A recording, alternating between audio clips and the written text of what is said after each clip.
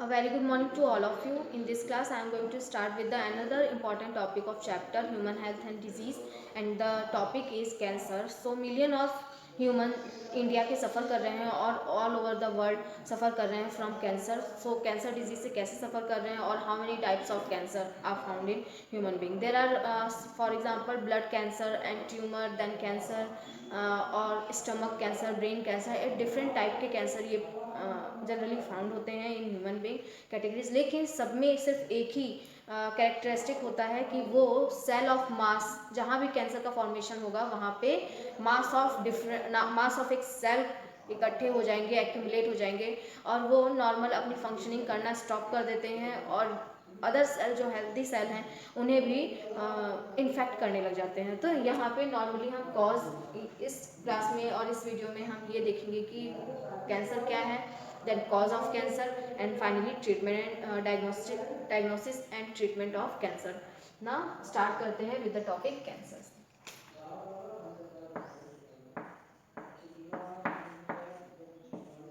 Cancer ना, cancer में जो मेन कॉज है वो ये सेल साइकिल और सेल डिवीजन से रिलेटेड है. बिकॉज इस इन दिस कैंसर जो सेल है, नॉर्मली जब वुंड का फॉर्मेशन होता है तो वुंड के फॉर्मेशन के टाइम क्या होगा कि जो सराउंडेड सेल होंगे जहाँ पे वुंड बना हुआ है या चोट लगी हुई है, तो वहाँ के सराउंडिंग सेल वो प्रोलिफरेशन और डिफ्रेंशिएशन में जाएंगे और फाइनली वो कवर कर दिया जाएगा और ट्रीट कर दिया जाएगा.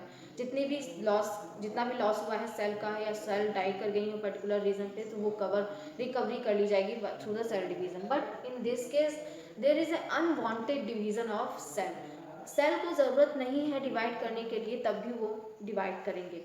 इस केस में यहाँ पे कैंसर में there are two type of cancer on the basis of the cause. और ये कॉज क्या करते हैं इसके बेस पे. तो नॉर्मली जो कैंसर है इसमें इसकी कैरेक्टरिस्टिक क्या है, सेल क्या एबनॉर्मल सेल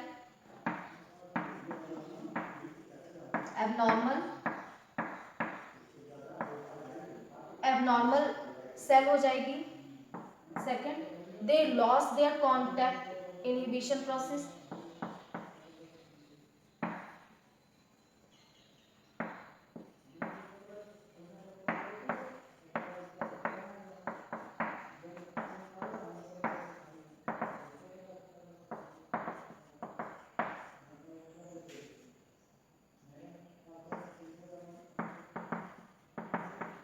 इनहिबिशन एबिलिटी. ना what is contact inhibition ability में क्या होगा, फॉर एग्जांपल अगर किसी वुंड का फॉर्मेशन होता है और वुंड जब चोट लगेगी तो यहाँ की पर्टिकुलर हमारे किसी भी लिम्ब में या कोई भी बॉडी ऑर्गन है, यहाँ की सेल डीजनरेट कर गई. अब यहाँ पे कोई सेल नहीं है और सेल डाई कर गए एनी हाउ, तो यहाँ के जो सराउंडेड सेल है ये सराउंडिंग सेल इसे ट्रीट करने के लिए डिवीजन में जाएंगी और यहाँ पे सेल डिवीजन होगा पर्टिकुलर इस सेल का. जब ये डिवाइड करेंगी, हियर इज वन सेल से टू सेल का फॉर्मेशन होगा, अंडरगोज यहाँ पे दो सेल का फॉर्मेशन. सिमिलरली है यहाँ पे भी दो सेल का फॉर्मेशन होगा और ये दोनों एक दूसरे से कांटेक्ट में आ गए. तब ये पर्टिकुलर, अब for example here is left side and here is right side, तो ये अब लेफ्ट और राइट में ये सेल डिवाइड नहीं करेगी बिकॉज क्योंकि कांटेक्ट यहाँ पे टच कर रहे हैं लेफ्ट और राइट साइड से दोनों ही सेल प्रेजेंट हैं. तो इस केस में क्या होगा, यहाँ पे कांटेक्ट कर रहे हैं तो इनहिबिट हो जाएगा. दैट मीन्स कि कांटेक्ट इनहिबिशन प्रोसेस यही है, जब एक सेल अगर अपने चारों तरफ से किसी सेल से घिरा हुआ है और वो कांटेक्ट में आ रहे हैं, देन दे यहाँ पे क्या होगा कि वो इनहिबिट करेंगे सेल डिवीजन को और सेल साइकिल को पर्टिकुलर. तो यहाँ पे ये सेल अप एंड डाउन में ये ऊपर की साइड और नीचे के साइड में डिवाइड करेंगे. अब यहाँ पे तब तक डिवीजन होगा जब तक ये फिर से कांटेक्ट नहीं करते. यहाँ पे जब जैसे ये कांटेक्ट में आ जाएंगे मतलब अपने सराउंडिंग में, सो दे इनहिबिट द डिवीजन प्रोसेस. यहाँ पे डिवीजन जो होगा सेल साइकिल और सेल डिवीजन ये दोनों प्रोसेस इनहिबिट हो जाएगा.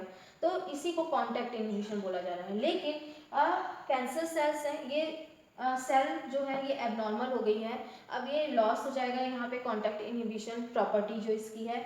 देन ये क्या करेंगे, यहाँ पे पर्टिकुलर सेल है तब भी ये डिवाइड करेंगे और डिवाइड इनके ऊपर ही सेल का डिवीजन होने लग जाएगा.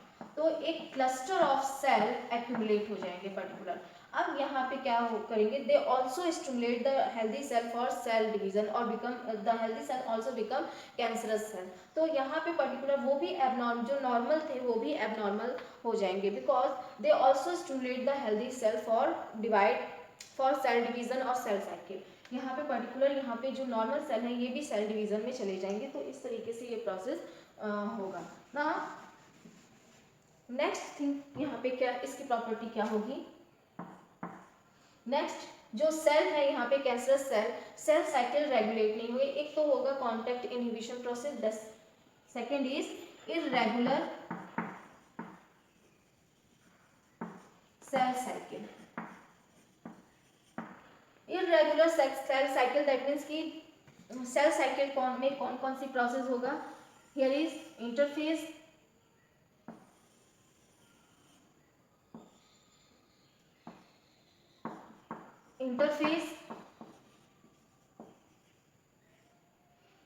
And mitosis phase.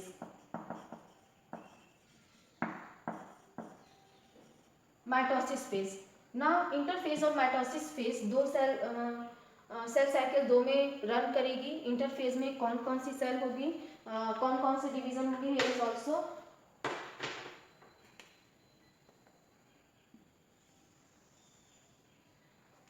now in interphase there is G1 S and G2 phases। तो अब क्या होगा, G1 फेज में दे अंडरगोज इन growth phase, then S phase में synthesis DNA synthesis take place। now in G2 phase there is another growth phase for the division in mitosis में जो cell divide करेगी, particular cell divide करने के लिए जितनी भी प्रोटीन और एंजाइम चाहिए they are synthesized in G2 phase. और यहाँ पे in G1 phase for S phase preparation, S phase में जाने के लिए प्रिपरेशन होगा। तो particular cell cycle irregular cell cycle that means कि ये क्या होगा कि जो एक सेल साइकिल होती है कि G1 phase cell undergoes in G1 phase, then in S phase, फिर further enter into the G2 phase where growth second occurs. Now if after G2 phase they start mitosis division, और mitosis division यहाँ पे start हो जाएगी। तो ये particular एक series में होता है, G1 phase, then S phase and G2 phase and mitosis phase. तो पर्टिकुलर जो सेल साइकिल है ये इरेगुलर हो जाती है, दैट मीन्स कि ये G1 फेज में नहीं जाएंगे जहाँ पे ग्रोथ फेज होगा, और G से G0 फेज में देन अगर सेल को अगर डिवाइड नहीं करना है तो वो G0 फेज में चले जाएंगे। यहाँ से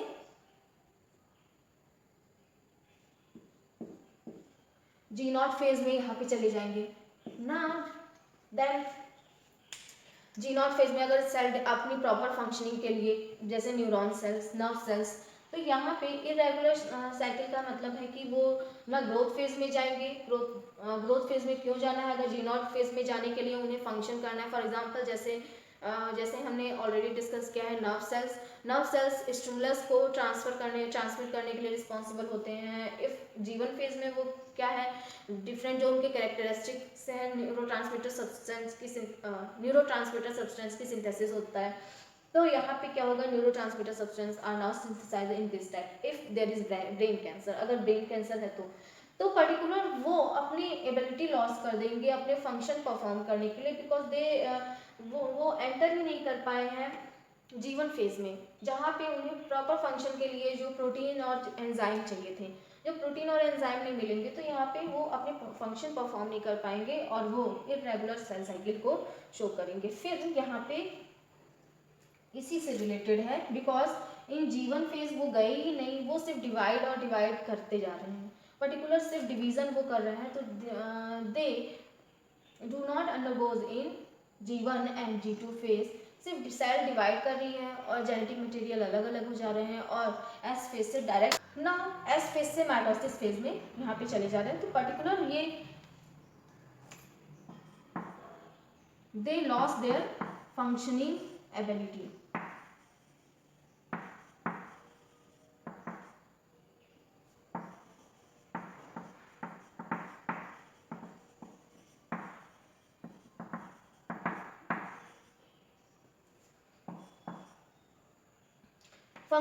जो फंक्शनिंग एबिलिटी होती है वो भी लॉस हो जाती है पर्टिकुलर इस सेल की।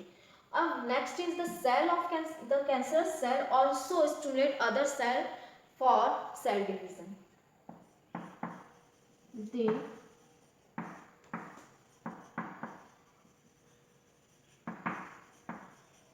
other cell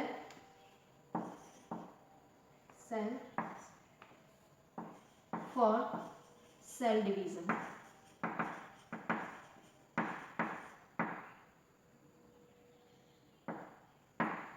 वो अदर सेल को भी स्टिमुलेट करेंगे फॉर सेल डिवीजन करने के लिए.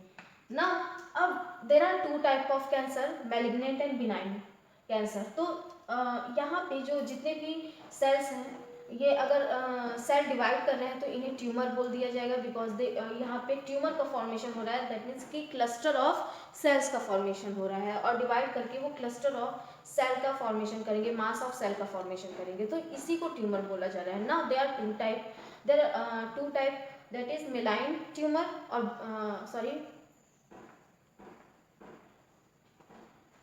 benign tumor और malignant tumor.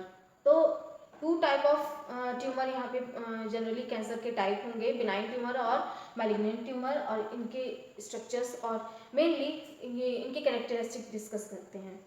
Tumour, benign tumour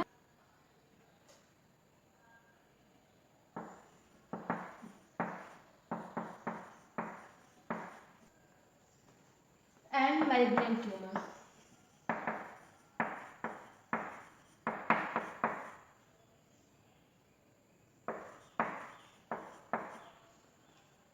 What is difference in between benign tumor और malignant tumor? ये जहाँ पे ओरिजिन होंगे वहीं पे सिर्फ कैंसर कॉज कर सकते हैं. दैट मीन्स कि वहीं पे सिर्फ यहाँ पे इनका लोकेशन फिक्स होगा, लोकेशन इज ऑलवेज फिक्स. तो यहाँ पे जो बिनाइन ट्यूमर है ये हमेशा यहाँ पे लोकेशन क्या होगा कि हमेशा फिक्स होगा. इस मतलब कि यहाँ पे इनका लोकलाइजेशन नहीं होगा. जहाँ पे ये सिचुएटेड है पर्टिकुलर, जहाँ की सेल ट्यूमरस हो गई है या इरेगुलर सेल डिवीजन करने लग गई है, तो वो पर्टिकुलर उस जगह पे ये फिक्स होंगे और वहाँ पे they start proliferation and differentiation. Particular वहीं की सेल को स्टिमुलेट करेंगे for proliferation differentiation. But in case of malignant tumor, in comparison to benign tumor, this is most dangerous tumor because इस केस में क्या होगा कि मेटास्टेसिस प्रोसेस होती है. They undergo in metastasis.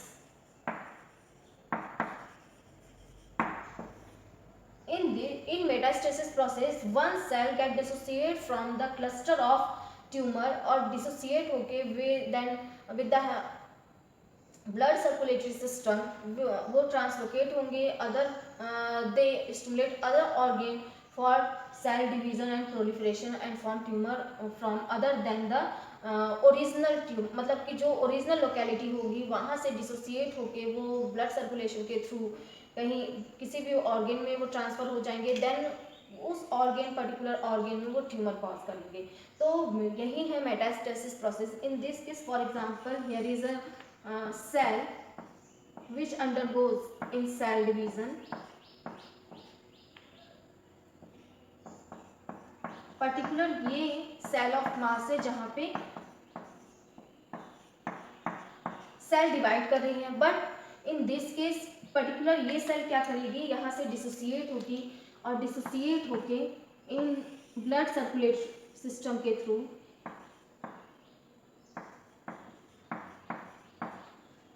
Blood vessels में आ जाएंगे और ब्लड वेसल्स से अगर ये डिसोसिएट होके कहीं भी जाते हैं और वहाँ पे जाके सेटल हो जाएंगे, अगर पर्टिकुलर फॉर एग्जांपल ये ब्लड सर्कुलेटरी सिस्टम के थ्रू अगर लीवर में गए, लीवर में चले ट्रांसफ़र हो गए, या किसी स्टमक में या स्टमक, लंग, कहीं किसी भी ऑर्गन में अगर जाते हैं तो क्या होगा, पर्टिकुलर इस ऑर्गन में वो सेटल डाउन होके वहाँ पे फिक्स होके वहीं पे ट्यूमर यहाँ फॉर एग्जांपल यहाँ पे लीवर के पास गए और लीवर के अंदर ही जाके सेटल हो जाएंगे और वहीं पे अपना सेल डिवीज़न स्टार्ट कर देंगे और मास ऑफ सेल फॉर्मेशन करेंगे। तो ऐसे में जगह पूरी बॉडी में ट्यूमर हमें दिखने लग जाते हैं, पूरी बॉडी के डिफरेंट ऑर्गन में ट्यूमर कॉज हो जाता है। तो पर्टिकुलर ये जैसे फॉर एग्जांपल लंग्स में गए तो लंग्स में भी यहाँ पे ट्यूमर कॉज होगा,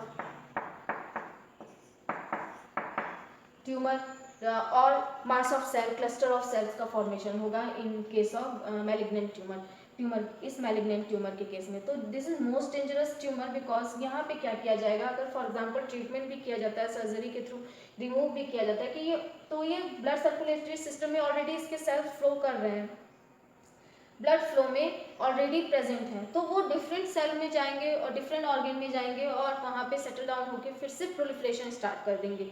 तो पर्टिकुलर इन्हें रिमूव करना बहुत डिफिकल्ट होता है, सर्जरी के थ्रू इनका रिमूवल नहीं हो पाता है। और पर्टिकुलर कितने भी अगर रेडियोग्राफी भी किया जाए या रेडियोथेरेपी किया जाए, फॉर एग्जांपल रेडियोग्राफी नहीं रेडियोथेरेपी की जाए, तो रेडियोथेरेपी में क्या होगा कि इस रेडियोथेरेपी के थ्रू भी इतने सारे सेल्स को डिस्ट्रॉय नहीं किया जा सकता है और ड्रग्स के थ्रू। तो थोड़ा इनके कंपैरिजन में इन्हें ट्रीट करना डिफिकल्ट होता है, बिनाइन ट्यूमर के कंपैरिजन में मैलिग्नेंट ट्यूमर को ट्रीट करना थोड़ा डिफिकल्ट होता है because in this case metastasis process होता है। बाय मेटास्टेसिस प्रोसेस जो सेल है they get dissociate from the cluster of tumor और डिसोसिएट होके they with the help of blood flow they transfer to the different organ system, ये different organ system में transfer हो जाएंगे, फिर they become settle down in different organ system and get start proliferation and differentiation.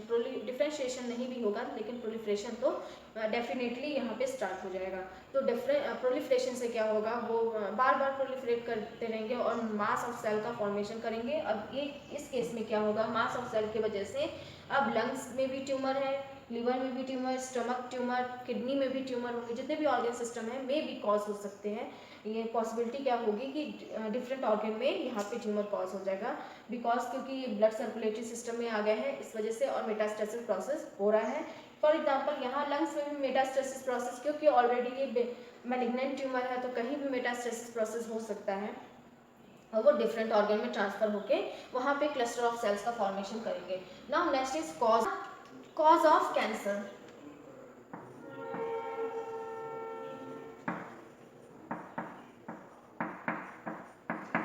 Cause of cancer, transformation of normal cell into new plastic cell or tumor cell or cancerous cell is induced by maybe transformation of normal cell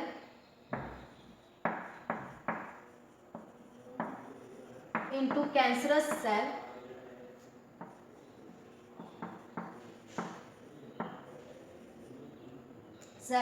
or neoplastic cell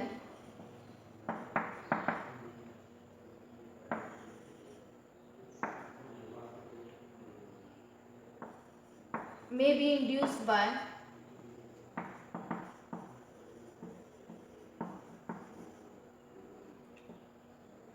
different agents.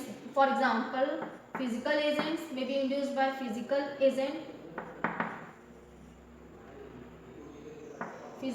chemical and biological agent.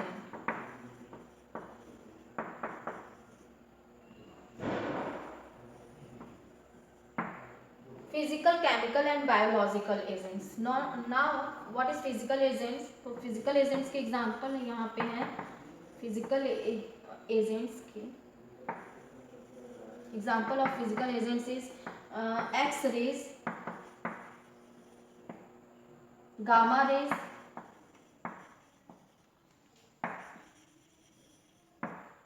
and UV rays. UV rays mainly cause DNA damage.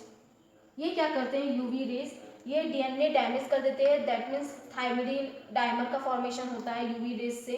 और एक बार अगर mutation cause हो जाता है DNA के तो cell cycle को regulate करने के लिए बहुत डिफरेंट जीन प्रेजेंट होंगे ऑन DNA मॉलिक्यूल और ये डिफरेंट जीन फॉर्मेशन के लिए रिस्पॉन्सिबल होंगे। ये दैट इज़ कि जो सेल साइकिल रेगुलेटरी प्रोटीन्स होते हैं, एग्जांपल में जैसे साइक्लिन और सीडीकेज, ये सभी सेल साइकिल रेगुलेटरी प्रोटीन होते हैं। फॉर एग्जांपल P57 और 21, these are also cell cycle regulatory proteins. और जीन्स P57 P21, तो ये जीन्स है। और जो प्रोटीन्स है ये सीडीकेज और साइक्लिन है। तो अगर यूवी रेडिएशन से क्या होगा, डीएनए डैमेज होगा, तो मे बी साइक्लिन और सीडीकेज प्रॉपर फंक्शनल नहीं होंगे, या वो अपना फंक्शनिंग करना स्टॉप कर देंगे, और यहाँ से हो सकता है मे बी वो फॉर्म भी ना हो रहा हो।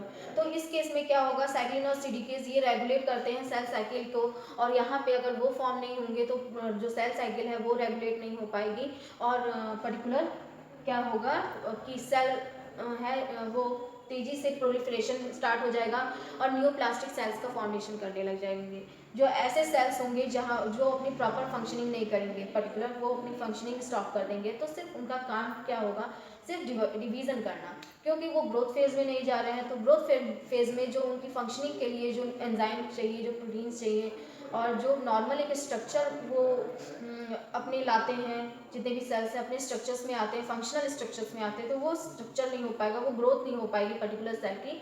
तो यहाँ पे क्या होगा कि डीएनए डैमेज की वजह से जो सेल साइकिल रेगुलेट नहीं हो पाएंगे, P57 और 21 रेगुलेट नहीं हो पा रहे हैं, बन नहीं पा रहे हैं, तो यहाँ पे क्या होगा कि डीएनए डैमेज होने की वजह से कैंसर में भी ये कॉज है ना। इन जितने भी एजेंट्स हैं इन्हें क्या बोला जा रहा है, carcinogens. They are included into the जितने भी physical, chemical and biological agents हैं, these are carcinogens. Now chemical agent,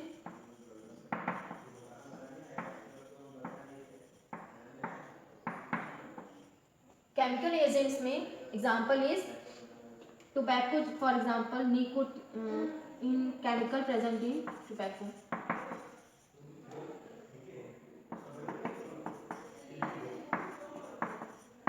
tobacco में जो केमिकल प्रेजेंट होंगे निकोटीन, तो ये क्या करते हैं, ये भी बकल कैविटी की सेल्स को स्टिमुलेट करते हैं फॉर प्रोलिफरेशन। अगर बकल कैविटी की सेल अगर एबनॉर्मल होगी तो वो भी अपना cell division, they also start cell division and proliferation start कर देंगे एंड कॉज न्यूप्लास्टिक और form neoplastic cells. Now biological agents,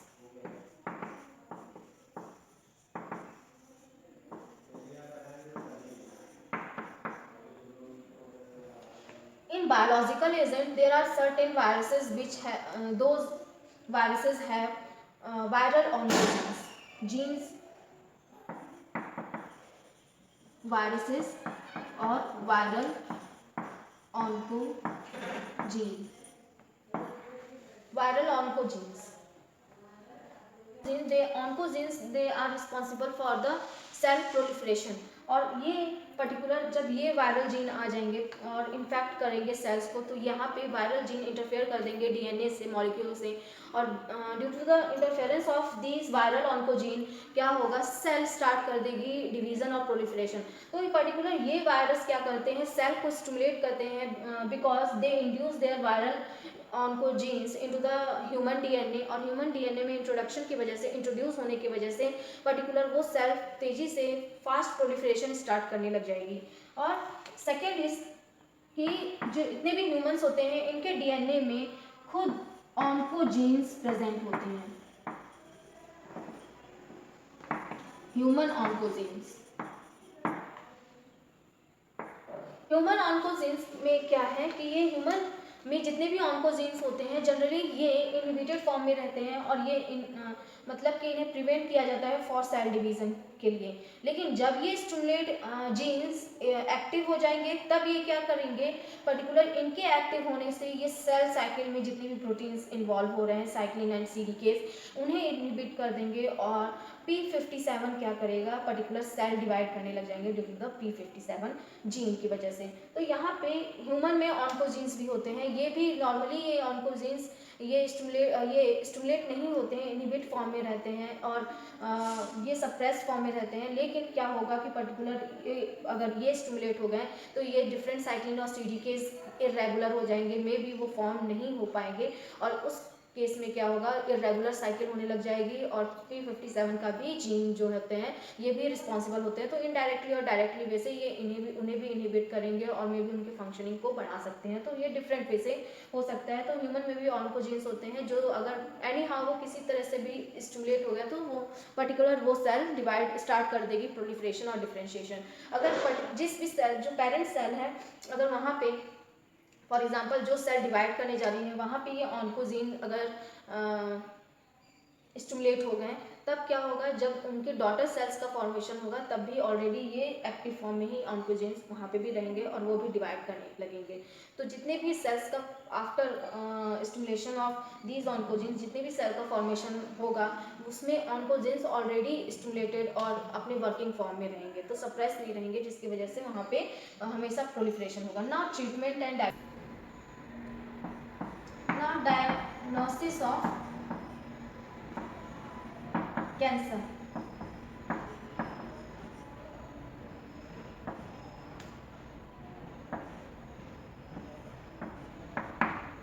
cancer की डायग्नोसिस कैसे की जाएगी? सबसे पहले डायग्नोसिस करने के लिए here is biopsy and histopathological studies के through, biopsy and histopathological study.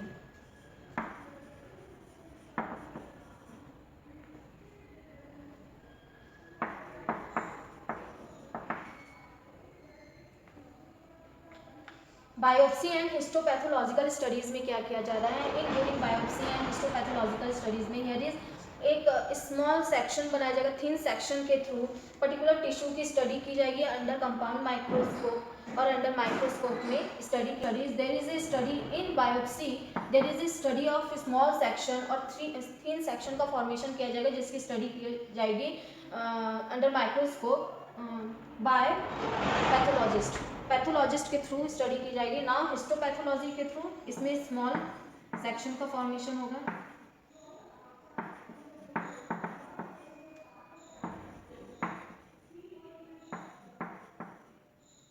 And study under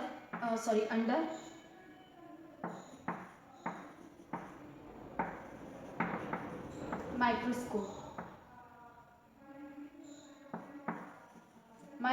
के अंडर माइक्रोस्कोप स्टडी की जाएगी। ना हिस्टोपैथोलॉजी में कल स्टडीज क्या है, इसमें simply blood count, for example जैसे ल्यूकेमिया,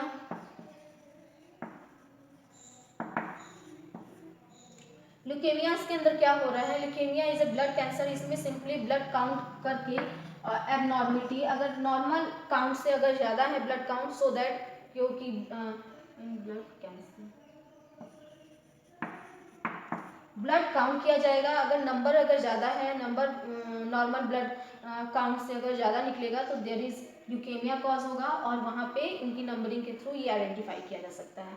ना second is by the radiography,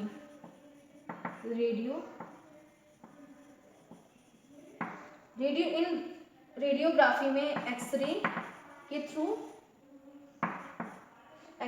through और सीटी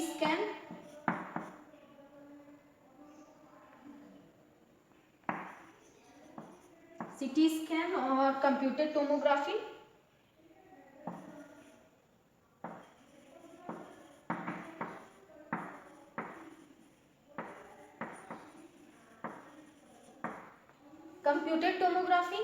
ना MRI के थ्रू।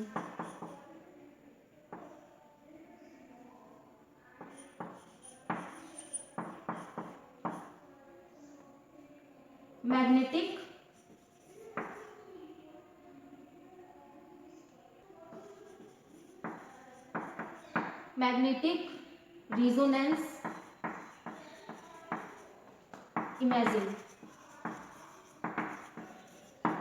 कंप्यूटर टोमोग्राफी के थ्रू और MRI के थ्रू, यहाँ पे मैग्नेटिक फील्ड के थ्रू पर्टिकुलर ऑर्गेन के, जैसे अगर कोई एबनॉर्मेलिटी है तो अगर मैग्नेटिक फील्ड से अगर हम उसे किसी भी ह्यूमन को लाते हैं, गुजारते हैं, तो पास करेंगे तो क्या होगा कि मैग्नेटिक एक 3D इमेज बनेगा, और 3D इमेज के थ्रू हम ये आइडेंटिफाई कर सकते हैं कि उसकी विड्थ, पर्टिकुलर ऑर्गन की विड्थ ज़्यादा है, लेंथ ज़्यादा है या थिकनेस ज़्यादा है, तो वहाँ पे क्या होगा कि ट्यूमर की वजह से, मे बी ट्यूमर की वजह से वो हो रहा हो। तो बाय ये सभी प्रोसेस के थ्रू डायग्नोज किया जा सकता है ट्यूमर को। ट्रीटमेंट ऑफ कैंसर,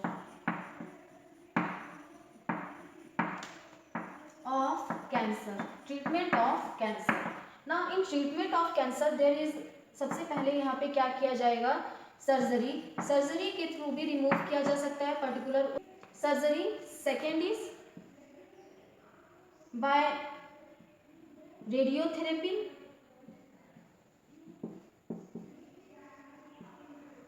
रेडियोथेरेपी और कीमोथेरेपी। नेक्स्ट इज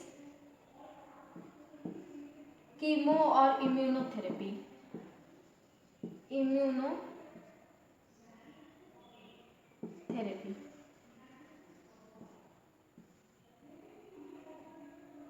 इम्यूनोथेरेपी के थ्रू भी किया जा सकता है। सर्जरी में क्या किया जाएगा, पर्टिकुलर जहाँ भी cluster of mass of cell दिखेगा या ट्यूमर दिखेगा, न्यूप्लास्टिक सेल्स क्लस्टर दिखेंगे, उन्हें रिमूव कर दिया जाएगा। बायोथेरेपी, रेडियोथेरेपी के थ्रू रेडिएशन किया जाएगा पर्टिकुलर उस ऑर्गन का, कि वो जितने भी अगर ट्यूमरस सेल्स अगर रह गए हैं तो उन्हें भी रिमूव कर दिया जाए ना। इम्यूनोथेरेपी में इसमें अल्फा इंटरफेरॉन से ट्रीटमेंट किया जाएगा, अल्फा इंटरफेरॉन,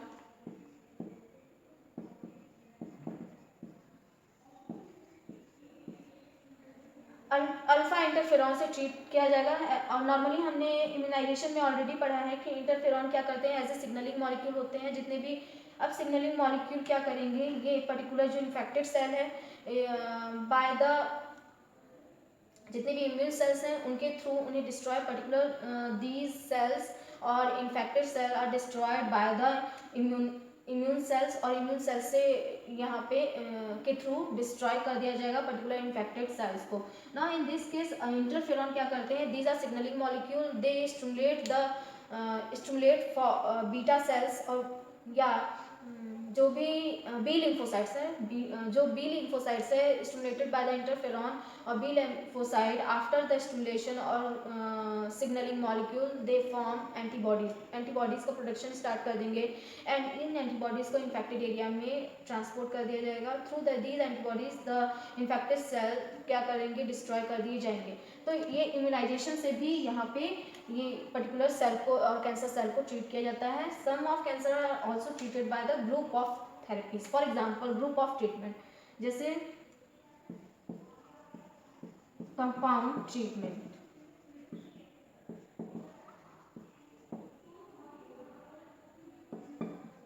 कंपाउंड ट्रीटमेंट के थ्रू भी ट्रीट किया जाता है। फॉर एग्जाम्पल पहले सर्जरी की जाएगी, सर्जरी, देन थेरेपी, एंड फिर then drugs, drugs that means की chemotherapy. Here is also fourth is chemotherapy.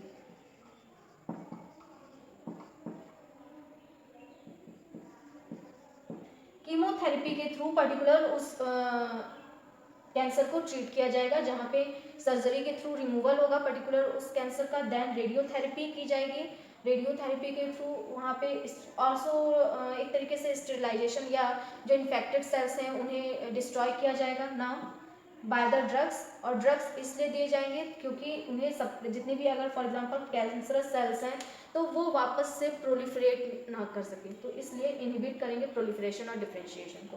तो ड्रग्स इसलिए दी जाएगी ना। नेक्स्ट क्लास में हम नेक्स्ट टॉपिक